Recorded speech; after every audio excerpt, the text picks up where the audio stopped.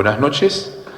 La Presidencia del Poder Judicial les da la más cordial bienvenida a la conferencia magistral Trilogía Estructural de los Derechos Humanos en Materia Procesal, una necesaria reordenación, la cual está a cargo del doctor Jordi Nieva Fenol.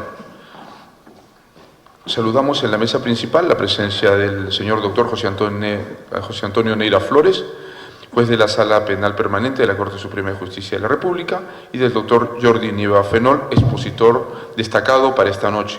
El doctor Jordi Nieva Fenol es catedrático de la Universidad de Barcelona en la especialidad de Derecho Procesal, de Barcelona, España, autor de 15 libros de Derecho Procesal, conferenciante en más de 80 congresos internacionales, fundador con Michele Tarufo de la colección Proceso y Derecho de la editorial Marcial Pons, codirigida por Eduardo Oteiza y Daniel Mitidiero.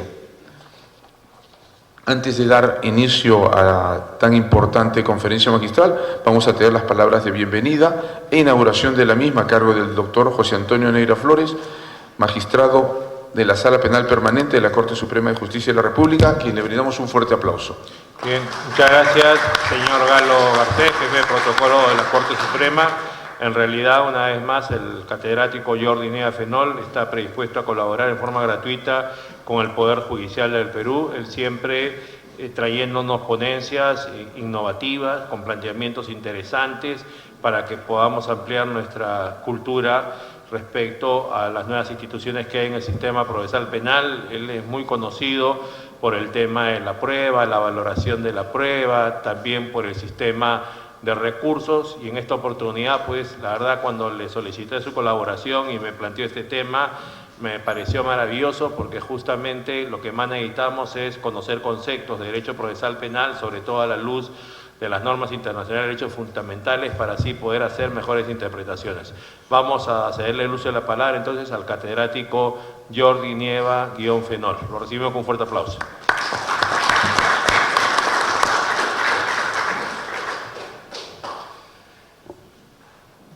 Bien, buenas tardes a todos los presentes aquí. Bien, para mí es un honor disertar de nuevo en esta Corte Suprema de Justicia de Perú.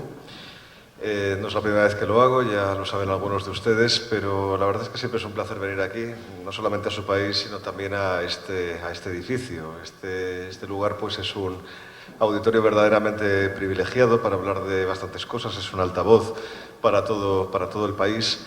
Y la verdad es que estoy, pues, muy honrado de estar de nuevo aquí con ustedes.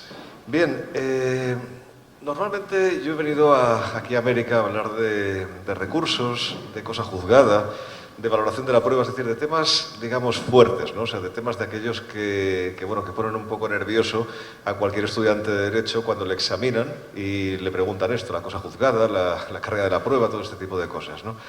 En cambio, hoy vengo a hablar de algo que puede ser considerado fácil y que yo les garantizo, pues, que lo es, efectivamente, y espero que se vayan hoy, esta tarde, pues, en primer lugar, sin haberse aburrido demasiado, y en segundo lugar, pues, con algo que realmente puedan utilizar en su vida cotidiana, en su vida práctica, en el ámbito jurídico, lógicamente, que es básicamente, pues, hablar de los derechos fundamentales en materia procesal.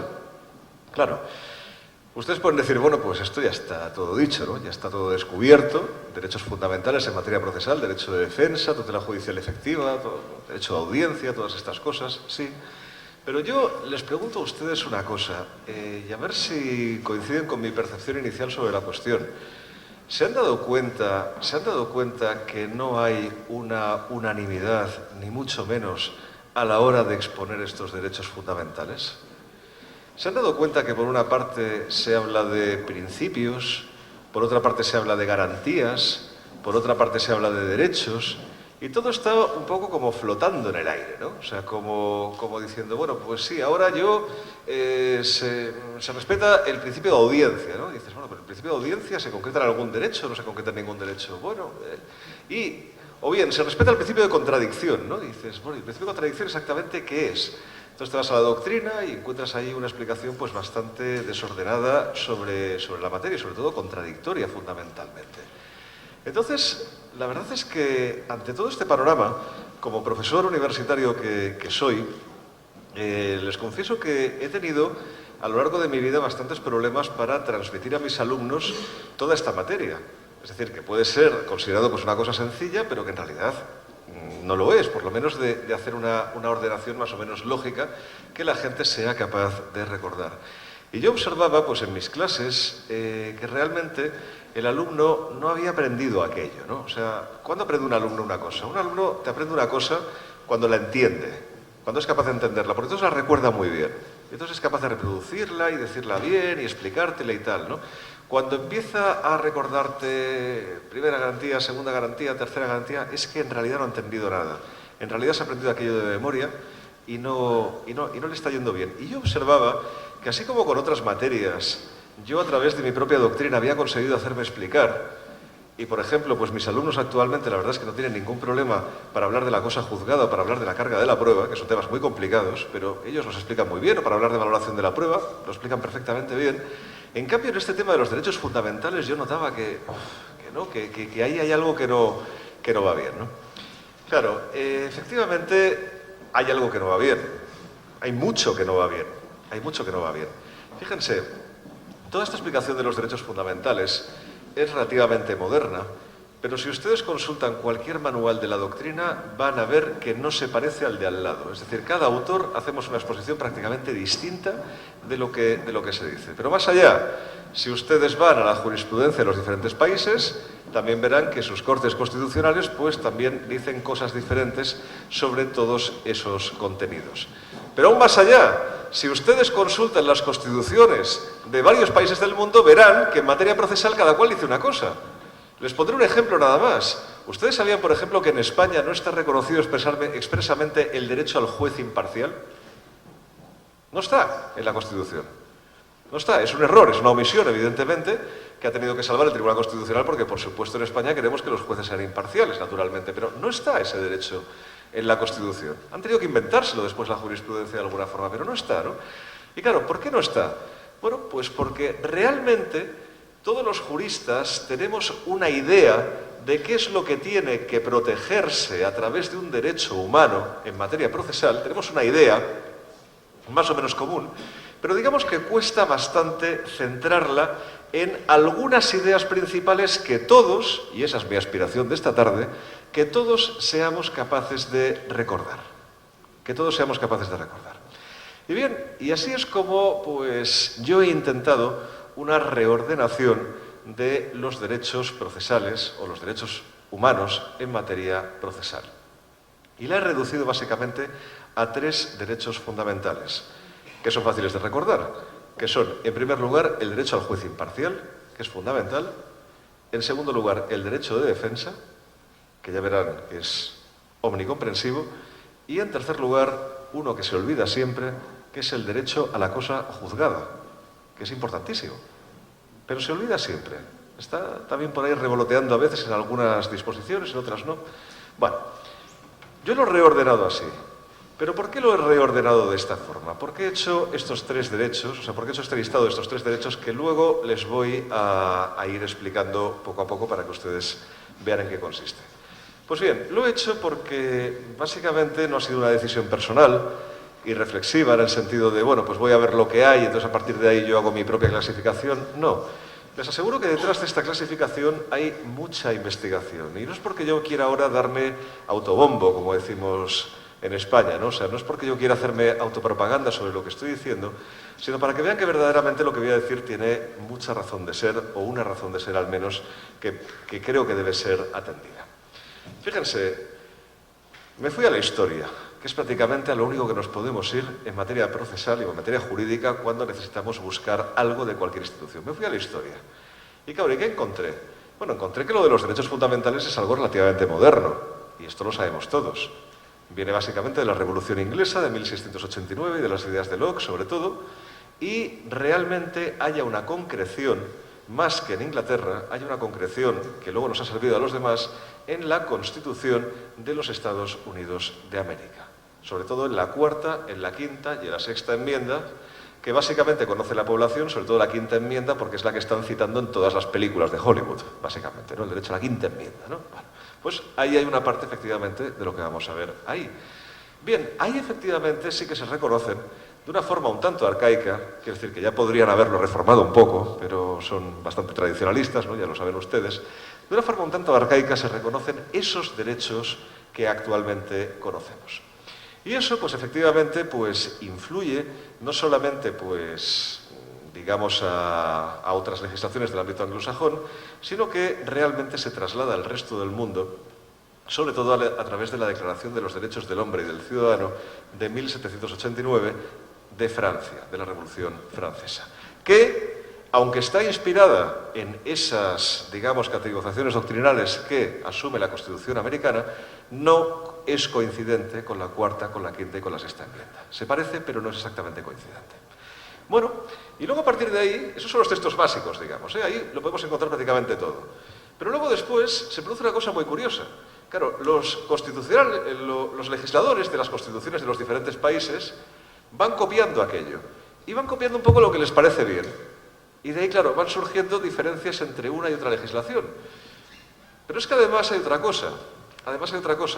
Fíjense que antes de existir los derechos, estos derechos, o sea, este reconocimiento del Estado que nos hace a los ciudadanos de que tenemos derecho a algo, antes de esto existían los principios, ¿no? Los principios. Se había hablado de principios, que la mayoría se citaban en latín y todavía se citan muchos de ellos, ¿no? Bueno, y entonces, claro, digamos que la doctrina en el siglo XIX se hizo un poco de lío entre los principios y los derechos, qué es un principio y qué es un derecho. Y por eso verán ustedes que en la mayoría de los manuales de derecho procesal se hace una exposición larguísima de principios que no hay forma de entender, porque tiene poca lógica muchas veces. Tiene poca lógica. Y por otra parte se habla a veces de una exposición de derechos fundamentales que, bueno, que sí, que tú ves que te están explicando exactamente lo mismo, que en una parte que en otra. Y dices, bueno, pero ¿por qué me explicas una cosa a través de un principio y luego me lo dices a través de un derecho? O sea, es un desbarajuste, ¿no? No tiene sentido. Pero bueno, no acaba aquí la cosa. De repente, en los últimos años, en los últimos 50 años aproximadamente, nos surge la doctrina con otra expresión, que también es muy curiosa, ¿no? Las garantías. Que es una de aquellas palabras que cuando la dices en una conferencia, oyes al conferenciante que se llena la boca, ¿no? Con las garantías, ¿no? del proceso. Y dices, pero vamos a ver, si ya tenemos derechos y tenemos principios, ¿las garantías qué son exactamente? Y ahí encontramos una cosa divertidísima, porque las garantías es algo diferente para cada autor. O sea, para unos son derechos fundamentales, para otros es una parte del derecho fundamental, para otros son auténticas garantías del derecho fundamental, por ejemplo, hablan del habeas corpus o del amparo, pero no hay una definición coincidente de lo que sea una garantía. Y entonces, claro, te quedas todavía más perplejo. A mí esto es lo que realmente me había llegado a obsesionar, decir, pero bueno, ¿pero por qué hablan de garantías aquí ahora? Bueno, la respuesta estaba en las legislaciones internacionales. Aparte de lo que les he dicho de la Constitución americana, cuarta, quinta y sexta enmiendas, y de la Declaración de los Derechos del Hombre y del Ciudadano de Francia, también para entender todo este mare magnum de ideas hay que leer la Declaración Universal de los Derechos Humanos, hay que leer también el Pacto Internacional de Derechos Civiles y Políticos y, en definitiva, hay que leer alguna otra constitución que nos ha influido más que otra, como por ejemplo la Constitución italiana, que es la que habla de tutela, ¿no? Y después de ahí sale lo de tutela judicial efectiva. Bueno, pues, ¿qué han hecho los legisladores de la Constitución desde entonces? Pues bien, pues han seguido haciendo lo mismo que siempre, copiando de aquí, copiando de allá y poniendo más o menos en cada Constitución lo que nos iba conviniendo. Bueno, después de analizarlo todo, resulta que, bueno, llegas a la conclusión de que puedes prescindir de la categoría de las garantías, porque es redundante, es lo mismo que un derecho fundamental, y también puedes prescindir de la categoría del principio en la medida en que está reconocido como un derecho, porque si es un derecho es lo máximo que podemos tener. ¿De acuerdo? O sea, tenemos derecho a eso.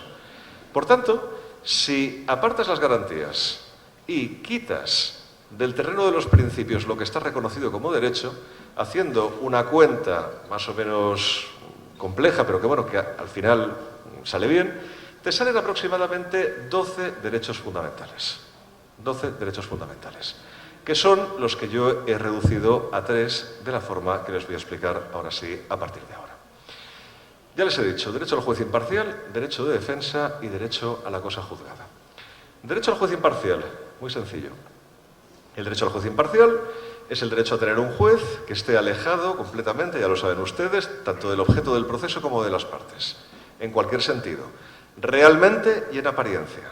Es decir, en todos los sentidos posibles. Tiene que estar al margen completamente del conflicto y, ojo, de las partes que lo defienden, como ya he dicho.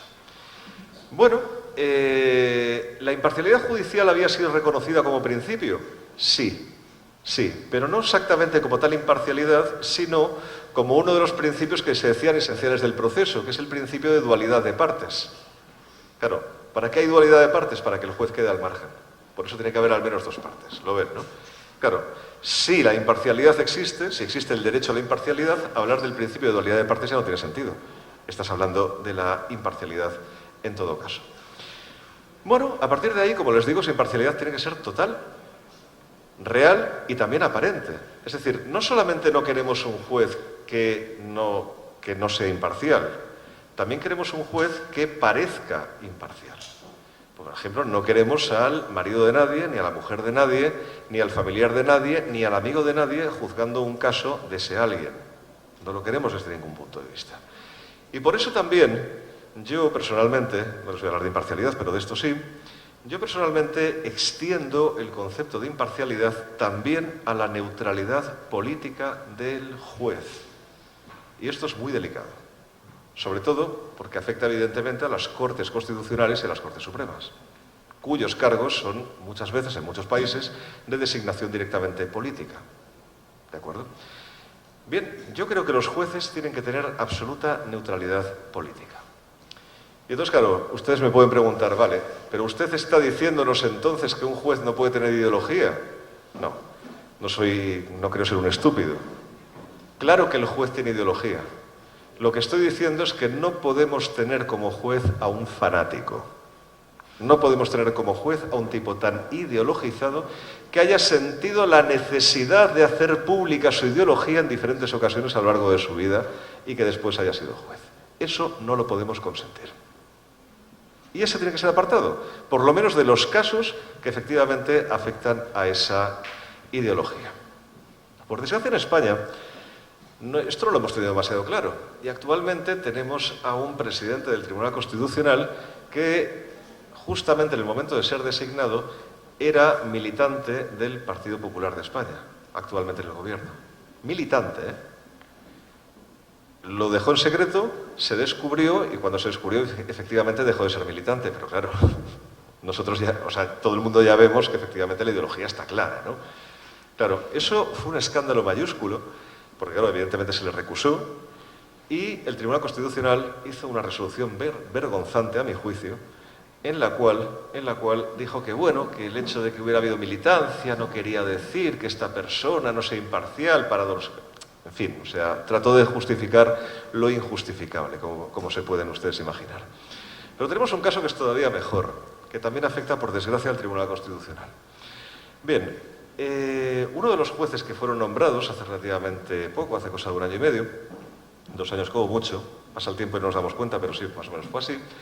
Pues bien, pues este juez resulta que era un juez que fue designado como vocal del Consejo General del Poder Judicial Español, también por el Partido Popular. El Consejo General del Poder Judicial Español es el Consejo Superior de la Magistratura, es un poco el órgano directivo de los jueces, para entendernos, ¿vale? Bueno, entonces, fue designado ahí por el Partido Popular, directamente. Este juez, durante su periodo como vocal en este órgano, se distinguió muy claramente por declaraciones públicas muy próximas, cuando no directamente idénticas, a las de este partido político. Aparte, grandilocuentes, no se piensen que era una persona ni muchísimo menos discreta, todo lo contrario. Además, esta persona fue contratada como ponente en infinidad de ocasiones por la fundación del partido político, ¿adivinan cuál?, para dar conferencias, pero muchísimas, durante todo este periodo. Bien, este juez, que no tenía los años suficientes como para poder ser magistrado del Tribunal Constitucional, con lo cual le faltaban los méritos, fue insistentemente propuesto por el Partido Popular para ocupar un cargo como magistrado del Tribunal Constitucional. Bien, el resto de partidos decían que evidentemente no, que eso no podía ser. Que claro, que cómo es posible que ese juez pues fuera nombrado ahí, ¿no? Porque claro, porque primero que no tenía ninguna clase de imparcialidad política y el Tribunal Constitucional resuelve muchos temas políticos, y en segundo lugar, pues que bueno, que no concurrían en él los méritos, pero aún y así se empeñó el actual partido en el gobierno en que fuera designado magistrado del Tribunal Constitucional. Cosa que al final consiguió. El gobierno puede nombrar a 2 magistrados directamente, y justamente uno de ellos fue este magistrado que les estoy diciendo. Fue un escándalo fantástico y inició sus funciones. Pero fíjense que hay veces que, no sé, ocurren cosas que uno no se espera. Al cabo de un año, este magistrado del Tribunal Constitucional, ya en pleno uso de su cargo, fue sorprendido a las 7 de la mañana conduciendo una motocicleta por el centro de Madrid sin casco, saltándose un semáforo, y cuando la policía le hizo la tasa de alcoholemia, la superaba en 3 veces, me parece, la tasa legalmente permitida. Lo cual en España constituye un delito. Bien, esta persona, evidentemente, pues lo que hizo, o sea, su final era evidente, hubiera sido pues condenado y apartado del Tribunal Constitucional e inhabilitado para la carrera judicial, y entonces lo que hizo fue conformarse con una pena mucho menor en cuestión de muy poco tiempo, y a partir de ahí por lo menos salvó su carrera de juez y actualmente está ejerciendo como juez en un órgano que a lo mejor le sonará a alguno de ustedes, que es la Audiencia Nacional. Pues bien, no acaba aquí la historia. Esto tiene mucho recorrido. Este juez, actualmente está en la Audiencia Nacional, y la Audiencia Nacional tiene varios magistrados. Bueno, actualmente hay un caso, que es el llamado caso Gürtel, que afecta muy directamente al partido en el gobierno, con una trama de corrupción tremenda desde hace bastantes años, básicamente para lo que quieren todos los partidos políticos, para obtener financiación ilegal. Eso es lo que se va a juzgar. Pues bien, lo tienen que juzgar 3 jueces. Adivinen quién es uno de estos 3 jueces. Tremendo, ¿verdad? Se le ha recusado y ha rechazado su recusación. Es tremendo. O sea, es una cosa que, claro, que la cuentas y dices, pero es que esto no puede estar sucediendo. Pues sí, está sucediendo, efectivamente. Bueno, claro, ¿este juez es imparcial? No, evidentemente no. Claro, ¿tenemos que confiar en él? No, porque la imparcialidad no es solamente una cuestión de realidad, es una cuestión también de apariencias. Y en apariencia, evidentemente, este juez, por supuesto, no es imparcial. Con lo cual ya les digo que la neutralidad política de los jueces es absolutamente fundamental y también entra dentro del concepto de imparcialidad. Bueno, este sería el primer derecho fundamental, el derecho al juez imparcial. El segundo derecho, ¿cuál es? El derecho de defensa. Y en este derecho de defensa, ¿qué vamos a incluir? Pues bien, vamos a incluir todo aquello que nos puede perjudicar la defensa. Piensen de aquí los que sean abogados, los que sean jueces también lo pueden ver claramente, pero los que sean abogados lo van a percibir mucho mejor. Piensen ustedes en todo aquello que en algún momento a lo largo de sus carreras les ha podido perjudicar su defensa. Y lo tienen muy sencillo. Lo tienen muy sencillo. Ustedes pueden ir recorriendo las fases principales del proceso, que son básicamente, primero se accede al proceso, es decir, hay un acceso, y una vez que has accedido, ¿qué tienes? Alegaciones, prueba, conclusiones de la prueba, evidentemente, tienes la sentencia la puedes recurrir, la sentencia tienes que ejecutarla, y todo ello, evidentemente, se tiene que desarrollar en un ambiente de igualdad de partes, ¿cierto? Y además, está su participación, es decir, la asistencia letrada. Bien, si ustedes recuerdan la fase del proceso, todas las fases del proceso, los contenidos de este derecho fundamental a la defensa les van a salir solos. Vamos a irlo haciendo y ya verán cómo saldrán de esta sala esta tarde, creo que sabiendo perfectamente cuáles son los contenidos del derecho de defensa, y creo que lo que les va a ser más útil es tenerlos muy en cuenta siempre, tenerlos siempre en la cabeza para cuando se produzca alguna de esas actuaciones en uno de esos procesos, para que ustedes puedan defenderse sin ningún problema, con mucha facilidad y mucha soltura, con mucha agilidad. Vamos a lo primero. Primero, ¿qué hay que hacer? Acceder, ¿no? Por tanto, primer derecho, derecho de acceso. Claro, ¿cuántas veces nos presentamos una demanda, ¿no? Y resulta que se nos dice que, bueno, que hemos cometido un error, que hay que subsanarla o que no se puede subsanar? Bueno, derecho de acceso, ¿qué implica? En primer lugar, la esencial subsanabilidad de cualquier error que se cometa, por supuesto. Pero ¿qué más implica? ¿Qué más implica? también implica, por supuesto, algo que se ha elevado a categoría política desde hace muchísimo tiempo, pero que es algo mucho más sencillo, os lo voy a explicar. El derecho de acceso a la justicia también implica la publicidad de la justicia. Eso que muchas veces se ha hablado como principio de publicidad, ¿no? No, en realidad es una parte de este derecho de acceso. ¿Por qué? Porque con la publicidad, lo van a entender enseguida, se habla siempre de publicidad para que la persona conozca que hay un proceso contra él. Primera manifestación, si no conoces que hay un proceso contra ti no te puedes defender. ¿Estamos de acuerdo? Segunda manifestación, para conocer las actuaciones del proceso, es decir, para que se te dé tiempo suficiente para conocer todos los materiales del proceso y puedas defenderte. Y tercero, la que se ha hecho más famosa desde el punto de vista político, publicidad para los terceros, es decir, para que el tribunal no pueda hacer nada a puerta cerrada, sino que lo tenga que hacer siempre de cara al público. Porque claro, ¿de qué me sirve a mí defenderme frente a un tribunal que resulta que puede hacerlo todo en secreto? Claro, me va a hacer lo que me dé la gana. Muy recientemente se me explicaba el caso de una persona a la que despidieron de una determinada institución, que ahora mismo no voy a citar, y tampoco el país. Pero bueno, la cuestión es que se lo quisieron sacar de encima y el jefe de su empresa le llamó a su despacho diciéndole que habían ocurrido una serie de cosas raras, que no lo comentaba con nadie, que no lo comentara con nadie, que esas cosas raras que habían sucedido se sospechaba que había sido él y que lo mejor que podía hacer era dimitir e irse y renunciar a su plaza. ¿Qué les parece? ¿Qué les parece? Bien, ¿no? Y claro, todo esto, evidentemente, con el más absoluto secreto. Claro, ¿qué es lo que tuvo que hacer esta persona? Pues lo correcto, publicitar lo que le estaba diciendo esa persona, naturalmente. Para eso sirve la publicidad, para defenderse. Por supuesto que sí. Por tanto, la publicidad es una parte de este derecho de acceso, desde cualquier punto de vista. Pero bien, el derecho de acceso también supone que el proceso, en tercer lugar, también supone que el proceso tenga un coste económico razonable. Es decir, que no hagamos demandas que resulte que no podamos interponer porque el interés económico es demasiado bajo. Entonces, pues claro, ya no merece la pena, ¿no? Hombre, a ver, siempre merece la pena, porque precisamente son estos pleitos de baja cuantía que la gente deja pasar, que la gente, pues de alguna forma dice, no merece la pena, total, por menos de, en España son más o menos unos 1.000 euros, aproximadamente unos 1.000 dólares, ¿no? No, por menos de 1.000 dólares seguro que el abogado te va a cobrar más. Eso es un desastre. Eso es un desastre. Claro que tienes que perseguir ese caso, porque eso es lo que le da a la ciudadanía esa sensación de injusticia, esa sensación de que no se protegen sus derechos, de que lo suyo, lo realmente importante, lo del día a día, no puede hacer absolutamente nada, sino que tiene que recurrir o bien a callarse y renunciar a su derecho, o bien a asumir una solución violenta. Claro, evidentemente eso, ninguna de esas dos cosas pues son aceptables.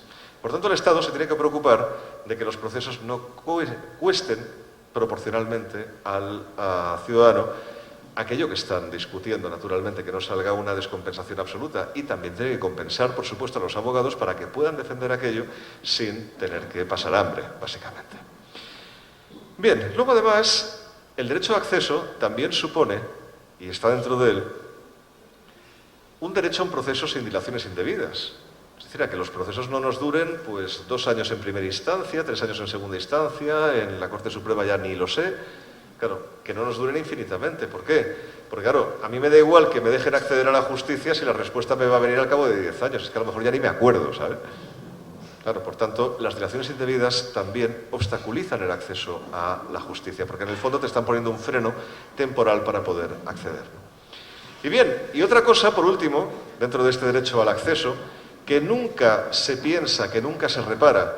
Vamos a ver, ¿por qué no son todos los tribunales del país como esta sala? ¿Por qué los tribunales del país, de cualquier país, del mío también, no están las sedes judiciales humanizadas? ¿Por qué no están limpios? ¿Por qué no son instalaciones nuevas o por lo menos que tengan la debida conservación?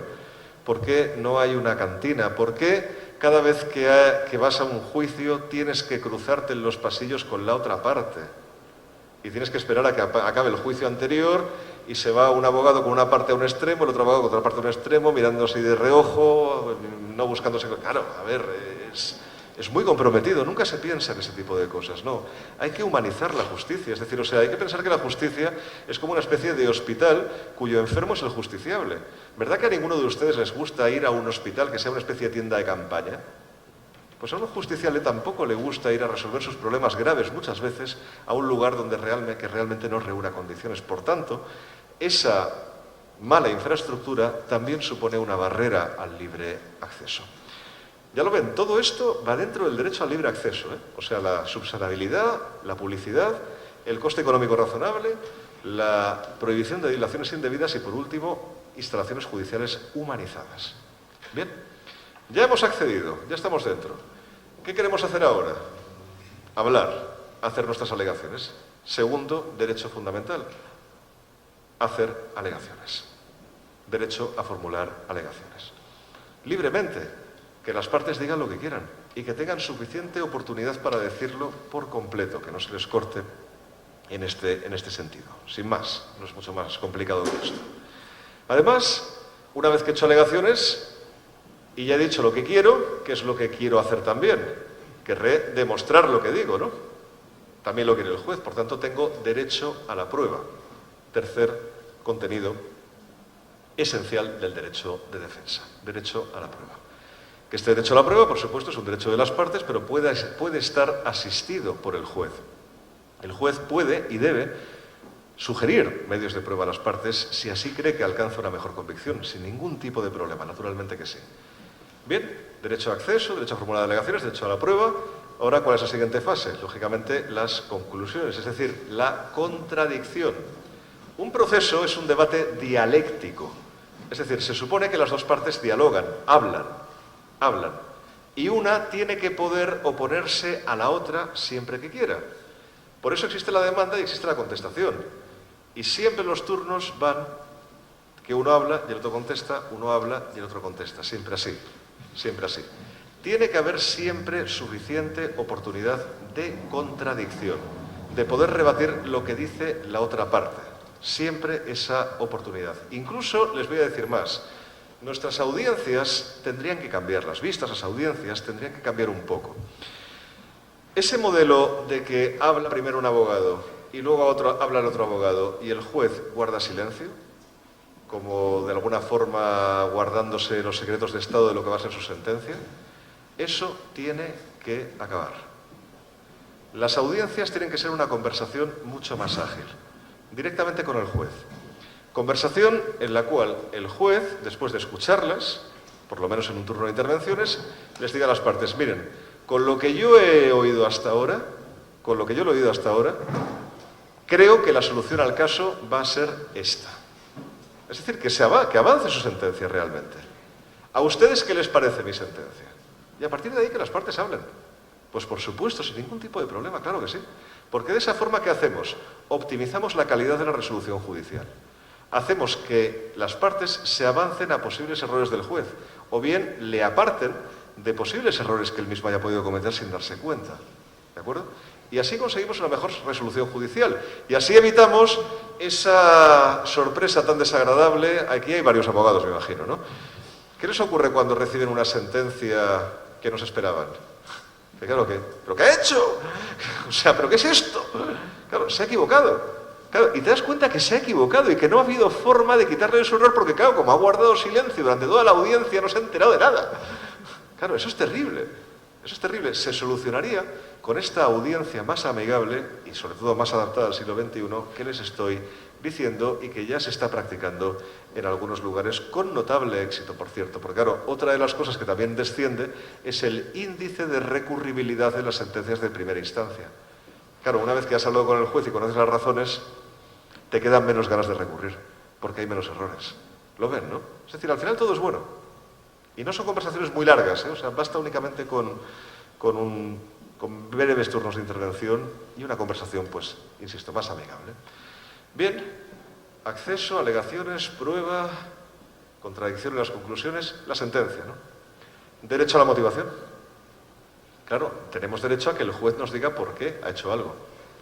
Leía, justamente antes de entrar aquí, un libro que me han regalado estos días, en el cual se decía que el juez, a la hora de dictar su sentencia, emplea algo que no se puede explicar demasiado bien, pero que hay que justificar, que me queda un poco perplejo, ¿no? Porque hay algo que no se puede explicar demasiado bien, pero que hay que justificar, no entiendo cómo se puede hacer, ¿no? Pero bueno, es así, que el juez emplea la intuición. Digo, ¿Emplea la intuición? Sí, emplea la intuición y es un saber y tal. Bueno, lo expresa en unos términos un tanto, permítanme la expresión, esotéricos. Bien, no existe ningún saber inspirado del juez. El juez es una persona exactamente igual que las demás. No existe ningún saber inspirado. El juez debe motivar su sentencia. Y no puede hacer caso a corazonadas, a pálpitos, a intuiciones. No, tiene que justificar perfectamente todo lo que dice. ¿Y por qué lo dice? Porque si no motiva su resolución, si no da la razón de su disposición del poder del Estado, que es lo que es una sentencia, en realidad se está convirtiendo en un dictador, porque está actuando de forma arbitraria, no da razones de lo que está haciendo. Por tanto, el derecho a la motivación es esencial en un Estado democrático, absolutamente esencial. Bien, ya tenemos la sentencia, la recurrimos, ¿no? Derecho al recurso. Derecho al recurso en el cual lo que tenemos que hacer es, para seguir esta estructura dialéctica, que les decía antes, esta posibilidad siempre de rebatirlo todo en el proceso, tenemos que tener la oportunidad al menos de rebatir una vez el pronunciamiento de cualquier juez, por lo menos una vez, y por eso existe la segunda instancia, ¿de acuerdo? Bien, pero esa segunda instancia, nuevamente, no tiene que ser lo de siempre, ¿no? O sea, el discurso de un letrado, el discurso de otro letrado, o el rescrito, no. La segunda instancia, en realidad, ¿qué es lo que estamos haciendo? En realidad lo que estamos haciendo es revisar una sentencia de primera instancia, nada más. Eso es lo que estamos haciendo. Y a partir de ahí lo que queremos es que las partes se sinceren con el juez y le digan qué es lo que ven mal en esa sentencia. Y que el juez mismo la lea, incluso sin escuchar a las partes, y vea si le parece bien o no le parece bien. Y a partir de ahí, pues efectivamente, en ese mismo formato conversatorio de una audiencia, se puede realizar mucho mejor esa labor cuando estamos hablando de un recurso de apelación, Cuando hablamos de un recurso ante la Corte Suprema, la cosa ya cambia. Si quiere luego se lo comento, pero en un recurso de apelación es fundamental que sea así. Bien, pero claro, también queremos ejecutar la sentencia, ¿no? O sea, acceso, alegaciones, prueba, contradicción, sentencia, recurso. Séptimo contenido del derecho de defensa, ejecución de la sentencia. Por mucho que tengamos una sentencia, si no la ejecutamos no tenemos nada. ¿Y cuántas veces los jueces de todo el mundo la ejecución la dejan ahí olvidada, ¿no? O sea, como si no importara. Como si ya he hecho la sentencia, ya está. A partir de ahí que se apañen las partes, ¿no? No, que se apañen, ¿no? O sea, hay que demostrar el poder del Estado y, por tanto, la sentencia tiene que cumplirse en todo caso. Por tanto, ese derecho a la ejecución también es absolutamente fundamental. ¿Qué nos queda como manifestación de la defensa? Derecho a la igualdad de armas y derecho a la asistencia letrada. Están relacionados, la igualdad de armas y el derecho a la asistencia de un abogado. Igualdad de armas, que las partes tengan las mismas oportunidades procesales, en todo caso. Pero claro, ¿qué puede ocurrir? Que si dejamos a las partes solas, sin abogado, pues evidentemente se puede producir una desigualdad y por eso existe el derecho a la asistencia letrada, el derecho a la asistencia de abogado. Y el hecho de que se piense en los abogados para restablecer el principio de igualdad de partes, justamente obliga al Estado, y esto que voy a decir es muy importante, obliga al Estado a establecer unos estudios jurídicos de gran calidad, para que no se dé la eventualidad, por desgracia tan frecuente, de que hay un abogado muy bueno y un abogado muy malo. ¿No? Tienen que tener todos el mismo nivel. Tiene que darse una excelencia absoluta al estudio jurídico en todas partes. No lo puede explicar cualquiera, no se puede poner allá cualquiera a hablar de aquello. No, hay que capacitar muy bien a los juristas porque son la clave del sentimiento de justicia del ciudadano. Son la clave de que los problemas sociales del ciudadano, que son sus enfermedades más corrientes, sean curadas debidamente por el médico principal, que es la justicia a través de los jueces y de los abogados. De hecho, tendrían que tener el mismo nivel jueces y abogados, como por ejemplo ocurre en Alemania, donde la carrera del jurista es única para todos los estamentos, lo cual favorece además que haya un respeto mutuo entre abogados, fiscales, procuradores, ministerios públicos y abogados. Hay un respeto mutuo. Es decir, no hay, como ocurre en muchos países, por ejemplo el mío, en el cual hay una distancia tremenda entre el juez y el abogado, ¿no? Por el nivel. No, esto no puede producirse. Tienen que tener todos el mismo nivel, insisto, de gran excelencia. Esto es fundamental. Fíjense, todo esto es el derecho de defensa. Todo esto es el derecho de defensa. 9 contenidos. Repasen las fases del proceso y ya verán cómo les salen solos los contenidos del derecho de defensa. Y esto es lo que se nos había explicado tantas veces como el principio de audiencia o el principio de contradicción. Antiguamente, claro, se decía principio de audiencia, es decir, claro, que alguien llegue y que sea oído. ¿Por qué? Porque cuando es oído, evidentemente se puede defender, teóricamente, si le oyen de verdad, si le escuchan de verdad. Claro, esto tiene una formulación mucho más moderna que hay que desgranar en todos estos contenidos. Insisto que son de muy fácil aprendizaje porque basta con ir recorriendo las fases del proceso. Y permítanme que sea un poquito didáctico en esto porque creo que es muy esencial que todos recordemos cuáles son los contenidos esenciales del derecho de defensa, para que no hablemos tan a la ligera, como solemos hacerlo, de que algo perjudica mi defensa. No, no. Identifica si está aquí. Si no está aquí, esto no va ahí. Bueno, ¿qué nos queda? Nos queda únicamente el derecho a la cosa juzgada. El derecho a la cosa juzgada. Derecho a la cosa juzgada. Este lo citaba la Constitución americana en el ámbito penal, cuando habla del non bis in idem, ¿no? Y de la imposibilidad de dirigir el juicio contra una persona dos veces, pero es un derecho que se ha olvidado sistemáticamente. La cosa juzgada se ha colocado ahí como una especie de institución sacrosanta que yo intenté desmitificar con mi libro al respecto y creo que conseguí, al tenor de lo que he visto posteriormente en los estudios de la cosa juzgada, y es un derecho realmente esencial para las partes, que solamente van a ser molestadas una vez, que tienen una oportunidad para ir a la justicia, pero que una vez que el juez dicta su resolución, se acabó. Ya está. Hasta ahí hemos llegado. No se puede ir más allá. La cosa juzgada es una prohibición de repetición del juicio. No es nada más que eso. Los juicios se celebran una sola vez. Eso tiene que ser objeto de un derecho fundamental, naturalmente. Con lo cual ya tenemos la trilogía. Bastante más útil, por cierto, esta trilogía que la de acción, jurisdicción y proceso, que es la tradicional, y que está muy en crisis, sobre todo en el concepto de acción, como todos ustedes pues saben. Además, la jurisdicción, la acción y el proceso no te explican toda la materia procesal. En cambio, como han podido observar, todo lo que yo les he dicho aquí sí que te explican globalmente todo el aparato judicial de un país. Prácticamente podría decir del mundo.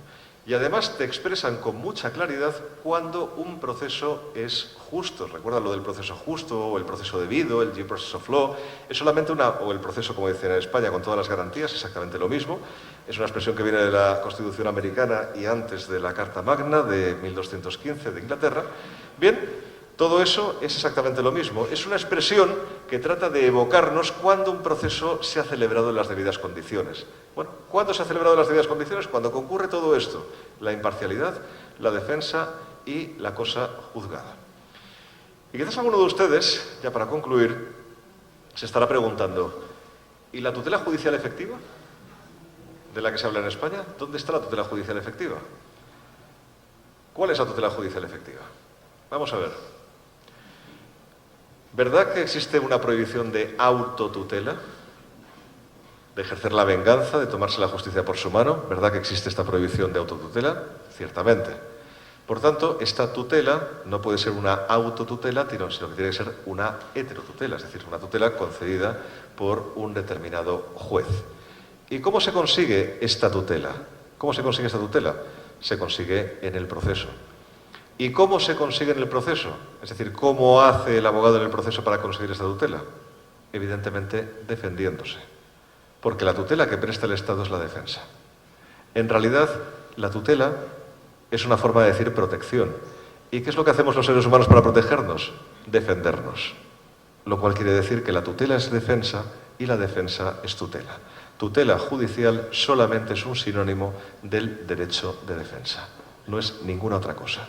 Es un sinónimo del derecho de defensa. Bien, con lo cual espero que esta explicación les haya sido agradable y en todo caso me someto a sus preguntas. Muchas gracias.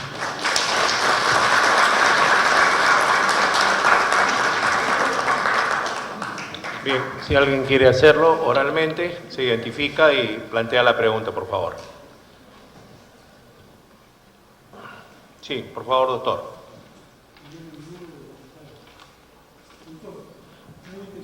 Tenemos un micrófono, amigo. ¿Por qué no le acercas el micrófono? Acá está el micrófono, doctor. Acá está, mira, ahí está debajo del laptop. Gracias. Para que escuchen también nuestros compañeros.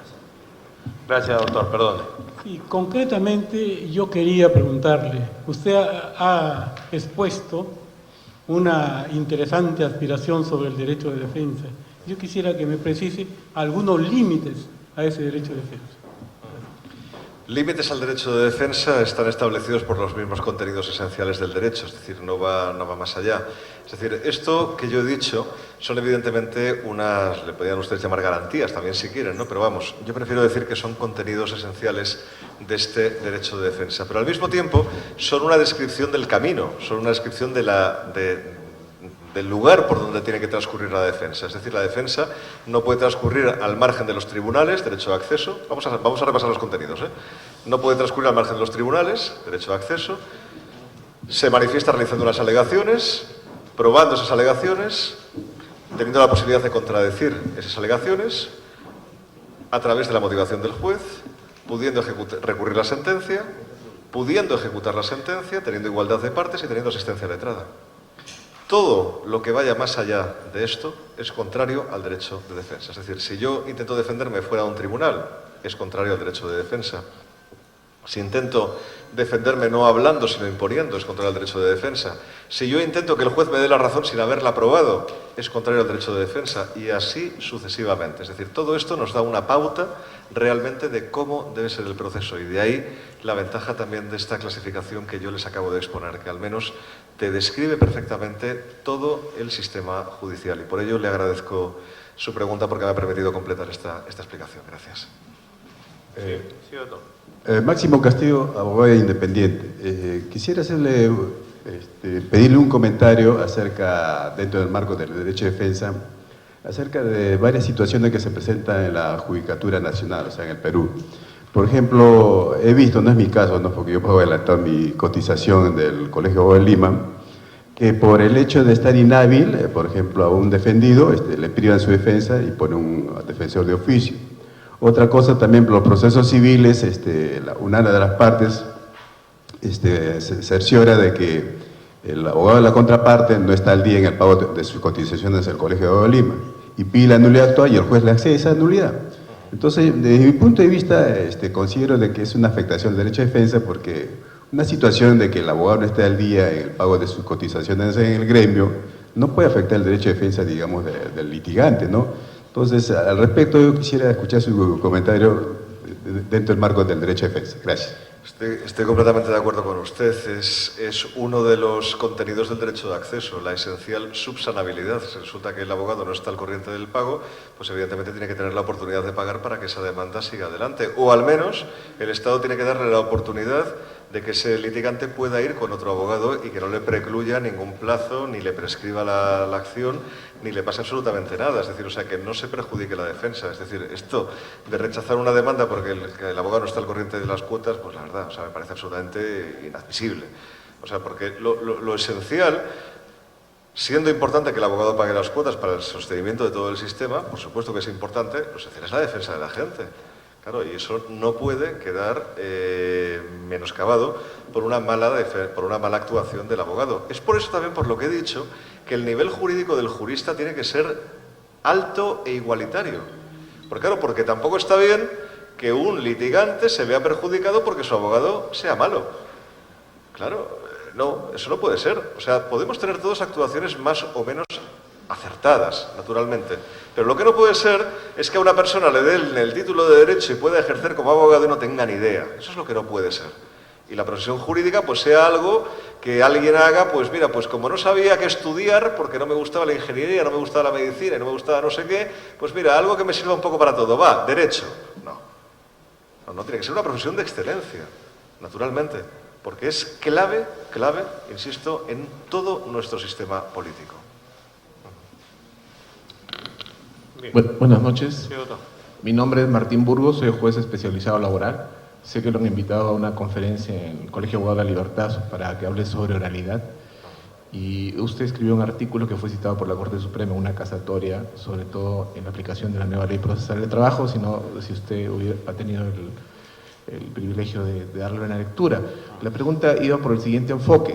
En algunos sistemas procesales Por ejemplo, como el de Chile, la introducción al proceso de la prueba documental se oraliza y por lo tanto se produce una formalidad un poco vana, pero en nuestro país no existe literalmente, en la nueva ley procesal del trabajo, un artículo que hable sobre la actuación de la prueba documental. Algunos magistrados, algunos docentes, doctrinarios, han señalado de que el sinónimo de oralidad como de actuación de prueba documental y que esta prueba documental tiene que actuarse. ¿Qué quiere decir? Leerse. Si se presentan 10.000 folios, 5.000 folios, leamos los 5.000 folios, ¿no? Entonces yo quería más o menos si nos pudiera dar una ilustración, ahondar un poquito más sobre lo que significaría o habría alguna diferencia entre oralizar un documento o actuar un medio probatorio documental. Sobre todo hablamos del documento en sí, del escrito, doctor. Muchas gracias por su pregunta. Mire, hay una película que se llama Presunto culpable, si no recuerdo mal, de México, en la cual se analiza la historia de alguien que es imputado falsamente y que después fue absuelto. Bien, en México, hasta la entrada en vigor del nuevo sistema, pues resulta que el acusado no le podía hacer directamente preguntas a un testigo. Y entonces, como la ley decía esto, ¿qué es lo que ocurría? A ver, ustedes imagínense que yo soy el acusado, el doctor Neira es el juez y el testigo pues es esta señorita de aquí, por ejemplo. Y entonces yo para hablar con esta señorita tengo que decirle, y además, perdón, no estamos a esta distancia, estamos a una distancia de 50 centímetros entre cada uno. Con lo cual yo le digo al doctor Neira, tú no me viste realizar el caso. Y el doctor Neira repite, tú no me viste realizar el caso. Y ella dice, sí, te vi realizar el delito. Y así constantemente.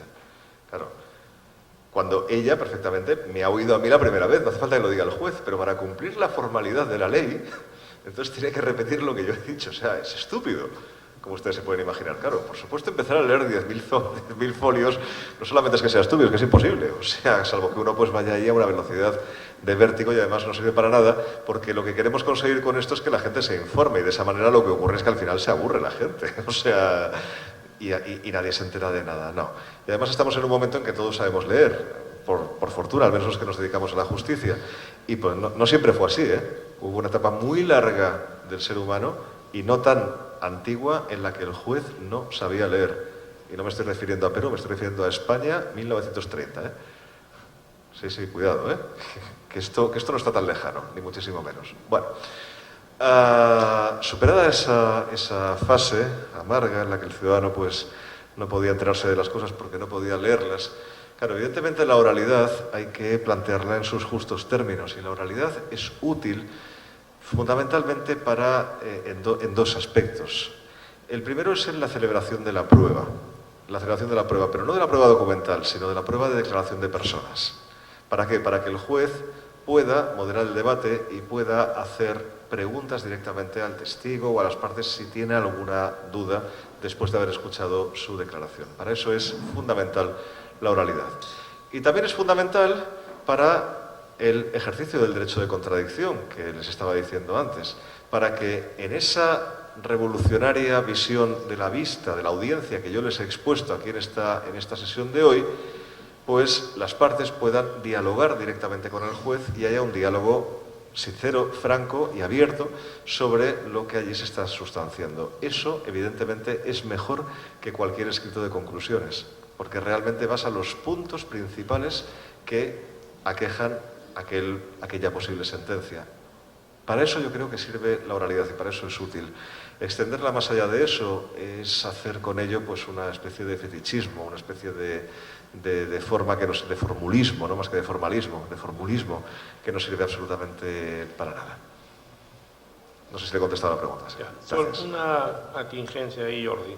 En penal es igual. Entonces, ¿qué pasa? La idea es que en principio se trata de examinar a los testigos de cara a los jueces, examen, contraexamen, pero va a haber casos en los cuales la información esté en documentos, ¿no? Por ejemplo, acá en el Perú es posible que si ha declarado en la etapa anterior y se justifica que no pueda ir al juicio oral, entonces se pueda leer esa declaración y puede haber contradicción. Por el caso de los documentos, cuando son muy voluminosos, en penal se supone que en parte la reforma laboral ha copiado la experiencia del tema penal, con la diferencia que los jueces son tuitivos y nosotros somos imparciales, y ustedes nosotros sí nos mantenemos al margen de las partes, ustedes tienen que interrogar, conocer el caso, o sea, hay una diferencia porque ellos hablan de que tienen que contrapesar la diferencia que hay normalmente entre un demandante que es un trabajador modesto versus una empresa que está defendido por los mejores abogados, ¿no? Entonces el asunto es que va a haber situaciones en las cuales en penal, como en laboral, haya información que esté en documentos. Por lo tanto, en esos casos, lo que está previsto en el modelo antiguo y en el nuevo es que se haga una recesión de esa información, porque la idea es que se discuta, porque el juez debe saber si la autenticidad del documento, y por eso si cada parte lo leyera por su cuenta, que en todo caso tendría que plantearlo. ¿Sabe qué, juez? Hay tales documentos que tienen tal volumen y el contenido principal que tiene que ver con acreditar tales hechos relevantes, quisiéramos discutirlo acá para que usted en la sentencia lo valore, ¿no? Tendría que ser así. ¿Tú qué te parece eso? Porque si queremos que los jueces, no sé si estarás de acuerdo, provean justicia, establezcan la verdad, deben contar con la mayor cantidad de información. ¿Cómo manejaríamos eso?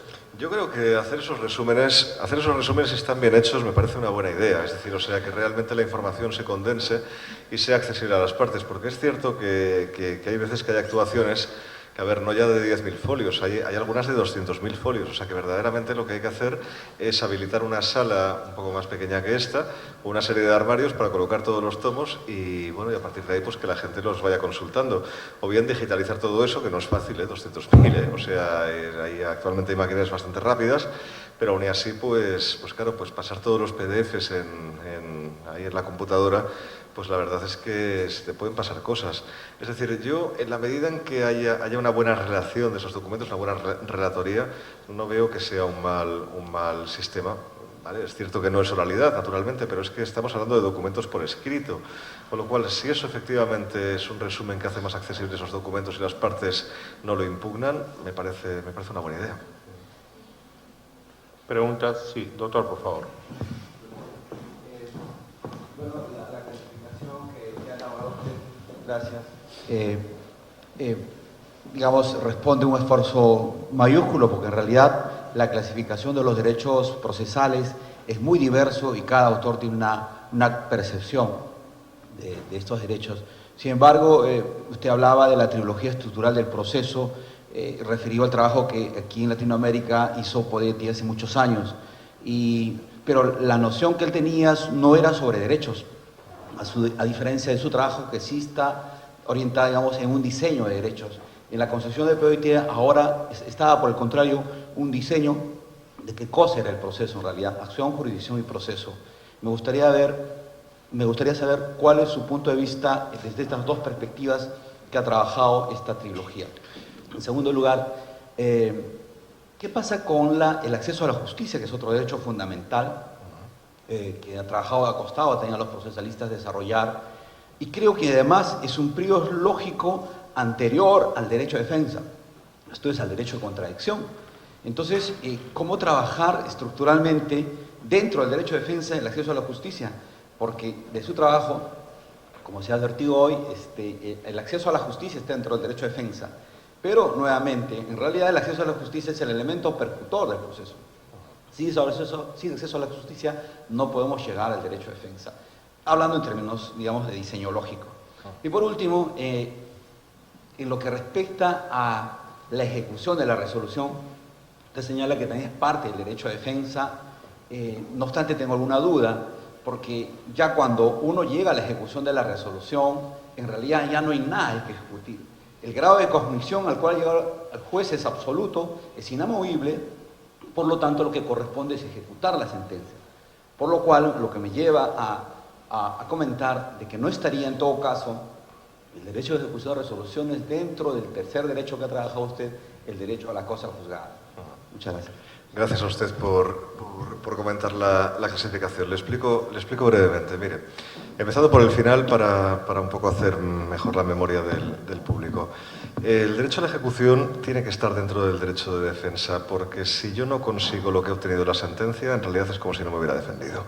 Por eso creo que tiene que estar ahí de cualquier forma. Y cuidado, porque en la ejecución muchas veces hay muchísimo que discutir. Usted no sabe, bueno, sí que lo sabe, por supuesto, porque también conoce esta materia, pero lo que quiero decir es cuántas veces el deudor se pelea como gato panza arriba para tratar de no ejecutar la sentencia. ¿Por qué? Porque es su última oportunidad de defensa, tratar de no ejecutarla. Por eso todo ello lo incluyó en este mismo derecho de defensa. Igual que también incluyo, paso a lo segundo, el acceso. Claro, si no accedo no me defiendo. Si no accedo no me defiendo. Entonces, claro, a partir de ahí, como si no accedo no me defiendo, pero si no alego tampoco me defiendo, y si no pruebo tampoco me defiendo, y si no contradigo tampoco me defiendo, claro, en el fondo estoy haciendo exactamente la misma pregunta que me impide en todo caso el derecho. Claro, lo que podría haber hecho es considerar un prius todo para la defensa, pero en realidad no, son partes de la misma defensa. Por eso considero que el acceso también forma parte, no sé si... Sí, es parte de ese derecho de defensa, porque necesito acceder, claro que sí. Es una parte de la defensa exactamente igual que los otros 9 contenidos. Responde a la misma pregunta inicial. Y en cuanto a la trilogía estructural, yo reconozco que por supuesto me he inspirado en Podetti, naturalmente, claro que sí, y lo digo pues muy claramente porque creo que de la categorización que él hizo, que era más de Calamandrei que de él, sí que es cierto que ha pasado a la historia la expresión, ¿no?, de la trilogía estructural, ¿no?, que es un poco con lo que yo he titulado mi ponencia de hoy. Bien, yo he estudiado mucho el concepto de acción y el concepto de objeto del proceso. Esto daría para otra ponencia y la verdad es que me encantaría poderla ofrecer porque lo he hecho alguna vez. La última vez que hablé de la acción fue en Cúcuta, en Colombia, el año pasado, y lo que yo dije ahí, pues en unos 25 minutos aproximadamente, parece que hizo temblar bastantes conciencias. En el sentido, le voy a anunciar únicamente la conclusión para abrirle el apetito, básicamente, de leerme. La conclusión es que el derecho de acción tiene, o la acción mejor dicho, tiene un contenido irreal, inexistente. Esa es la conclusión final. O sea, se han dado fundamentalmente 3 explicaciones de lo que sería la acción. Por una parte es el acceso, por otra parte es lo que uno está discutiendo y por otra parte es lo que uno hace en el proceso, ¿no? Claro, las tres cosas son distintas. ¿Cómo se le llama acción a lo mismo? A 3 cosas que son completamente distintas, ¿no? Cuando uno lo va analizando y va viendo un poco la historia del concepto y además es consciente de las teorías del objeto del proceso, se da cuenta que la acción es una irrealidad. O sea, en realidad está refiriéndose, o sea, se ha hecho ahí un concepto etéreo sobre algo pues que se puede explicar mucho mejor con los derechos fundamentales, porque ahí voy a la última parte, que era lo primero que usted decía. Claro, Podetti con estos 3 conceptos explica todo el derecho procesal. Yo no estoy convencido de eso, y de ahí viene mi duda, ¿no? Yo creo que desde una perspectiva más antigua, de existencia únicamente de principios y no de derechos, probablemente sí que era coherente Podetti con esos 3 conceptos, de acuerdo, a dibujar estos 3 conceptos de un modo bastante academicista. Pero cuando del terreno de los principios pasamos al de los derechos, es decir, superamos ya el final del siglo XIX alemán y nos metemos ya en el siglo XX, entonces, ¿qué ocurre? Que se explica mucho mejor todo ello de la forma que yo les acabo de describir. Porque solamente con los 3 derechos que yo les he explicado y de la forma que lo he hecho, prácticamente tiene usted el programa entero de la asignatura de Derecho Procesal. Lo tiene todo. O sea, no hay nada que le quede al margen de alguno de estos derechos. Y es por eso por lo que creo, estoy verdaderamente persuadido de esta utilidad. Pero en todo caso le agradezco su pregunta porque el debate a mí me ayuda muchísimo y estoy seguro que a ustedes también. Gracias. Bien, ¿alguna pregunta? Sí, por favor, doctor.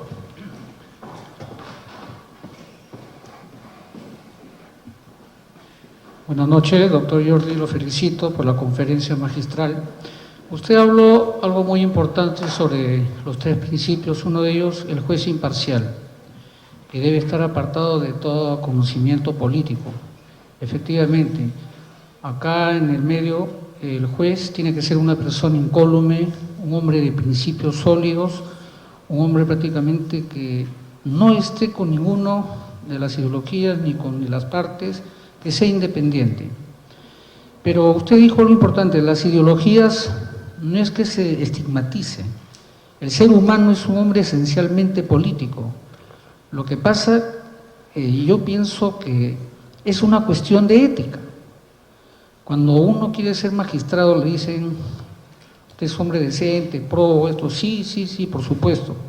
Pero en la práctica y en la realidad, hay veces los jueces cometen excesos o inconductas funcionales. La pregunta, doctor Jordi, es si la cuestión del juez imparcial no es una cuestión de ética, de formación jurídica, de formación moral, de una deontología forense más avanzada. Yo estoy de acuerdo con usted, efectivamente es una cuestión de ética, naturalmente que lo es. Lo que ocurre es que una cosa es lo que esencialmente sea esto, que efectivamente así es, y otra cosa es el control que debemos ejercer para que eso sea así. Es decir, no hace falta con que convenzamos al juez desde su formación, desde su capacitación, para que se porte bien. No, tenemos que hacer que se porte bien, que se vea obligado a hacerlo, sea como fuere. Le voy a poner un ejemplo. En Suecia es uno de los países más avanzados en materia de derechos sociales y uno de los temas que más les ha preocupado tradicionalmente es el acceso de la mujer al trabajo. Claro, ¿cuál es la desigualdad fundamental entre el hombre y la mujer? Los embarazos. El hecho de que la mujer, pues efectivamente, es madre y a partir de ahí, pues sufre una merma en su trayectoria laboral que se refleja perfectamente después en los órganos directivos de las empresas, de la justicia, etcétera, etcétera. Claro, se ve quién ha debido de dedicar un tiempo a la maternidad y quién, como por ejemplo yo y cualquiera de los hombres que está en la sala, pues no hemos tenido que hacerlo. Vale. Claro, eso les preocupa porque quieren la igualdad total y entonces, bueno, pues son los primeros en inventar lo de el permiso de maternidad para la madre, ¿no? Claro, que la madre pueda estar de baja sin problemas y así pues evitamos que el empresario la despida. Y aún así observan que los empresarios siguen sin contratar mujeres, sobre todo mujeres jóvenes, porque piensan que se van a quedar embarazadas, etcétera, tal, ¿vale? Entonces dicen, bueno, vamos a hacer que el permiso de maternidad lo pueda tomar también el hombre y sea un permiso de paternidad, es decir, o sea, que la mujer pueda acabar de la maternidad antes y el hombre, pues en definitiva, esté al cuidado del niño, salvo en las horas de lactancia, naturalmente, ¿no? Bien, lo hacen de esa forma, es una cuestión absolutamente revolucionaria, que cualquiera de los dos pueda tomar ese periodo de baja y observan que estadísticamente siguen habiendo menos mujeres contratadas que hombres, con lo cual algo está fallando también ahí. ¿Y entonces qué es lo que hacen? Bueno, como personas prácticas que son, lo que hacen es obligar al empresario a portarse bien.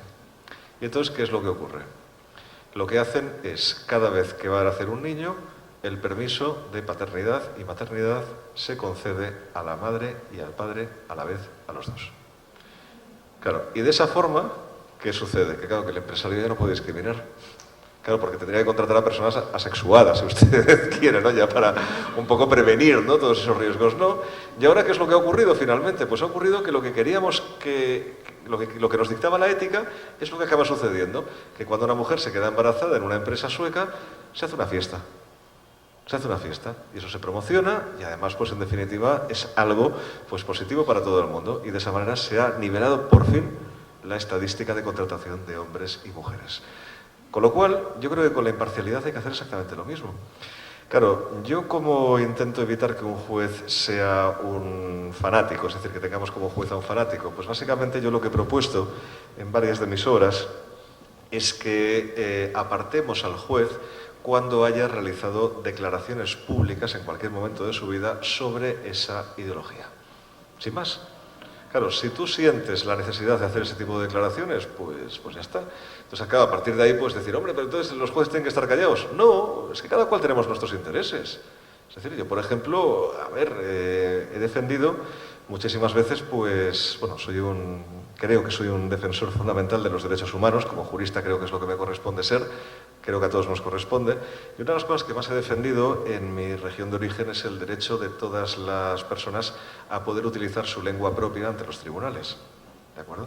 Bueno, y efectivamente pues me he distinguido en esa defensa de la lengua propia y creo que tiene que ser así, igual que todos ustedes pues hablan español y cuando van al juez se encuentran con un juez que habla español, pues lo mismo le tiene que suceder a una persona que también es súbdito del mismo estado, pero no habla esa lengua, sino que habla otra. Tiene que ser así naturalmente. Bueno, yo eso lo he defendido muchísimas veces. Claro, evidentemente, si el día de mañana yo llegara a un tribunal del nivel que fuera y llegara a un conflicto lingüístico, yo debería ser recusado. Yo debería ser recusado, porque, hombre, no es que sea un fanático, claro que no soy un fanático. Soy un fanático de la defensa de derechos fundamentales, por supuesto que sí. Pero no puedo ver eso con la misma imparcialidad que lo vería otro. Y por tanto tengo que ser apartado. Me estoy refiriendo a eso y a que se acepte naturalmente que eso es así. Que el hecho de ser apartado no es que seas un mal juez. No es que seas un mal juez, sino que sencillamente tienes un criterio demasiado definido sobre una determinada cosa, lo cual te hace que no tengas esa naturalidad, esa ingenuidad, ese estado de perplejidad que dicen algunos, que tiene que tener el juez antes de dictar una sentencia y al ver un caso. Lo describo de esta forma. Gracias. Bien. Bueno, muchas gracias, profesor. Vamos a despedirlo con un fuerte aplauso.